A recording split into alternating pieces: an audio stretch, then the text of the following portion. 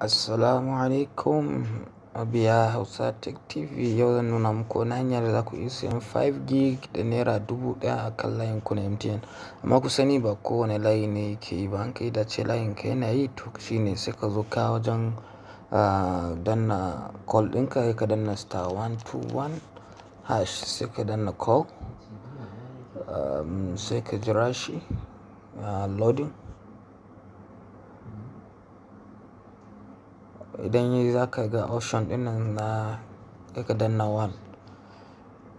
To a nan da ku ga gashi nan offer da yawa da suka baka. Kun ga akwai 4 gig a kan naira 1000, akwai 9 gig 2000, akwai 24 gig 3500.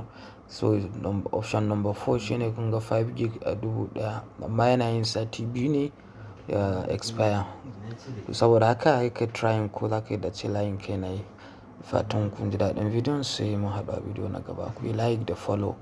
Na gode. Ku yi share ma wa abokai.